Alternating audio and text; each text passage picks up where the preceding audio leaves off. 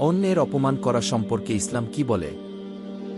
উত্তর: অন্যের ছোট করা, উপহাস করা বা অপমান করা আল্লাহর কাছে বড় গুনাহ। আল্লাহ বলেন, তোমাদের কেউ যেন অন্যকে উপহাস না করে, হতে পারে সে তোমাদের চেয়ে উত্তম।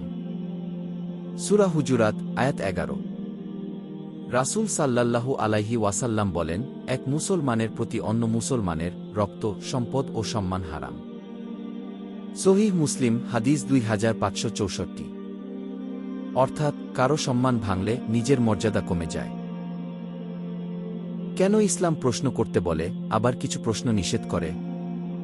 উত্তর: শিক্ষার জন্য প্রশ্ন করা উত্তম, কিন্তু অতিরিক্ত ও অযথা প্রশ্ন করা নিষিদ্ধ। আল্লাহ বলেন, যদি না জানো, জিজ্ঞাসা করো। সূরা নাহল, আয়াত ৪৩। তোমরা এমন প্রশ্ন করো না যা প্রকাশ পেলে তোমাদের কষ্ট দেবে। সূরা মায়েদাহ, আয়াত ১০১, ১০২। অর্থাৎ, সঠিক প্রশ্নই প্রকৃত জ্ঞান অর্জনের চাবি। কোরআন পাঠের সওয়াব কত বড়?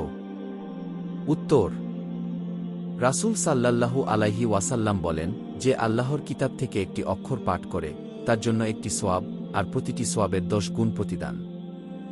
সুনান তিরমিজি, হাদিস ২৯১০। অর্থাৎ, কোরআনের প্রতিটি অক্ষর জান্নাতের পথে একটি ধাপ। ইসলাম সম্পর্কে জানতে সাবস্ক্রাইব ও বেল বাটনে ক্লিক করে আমাদের সাথে থাকুন।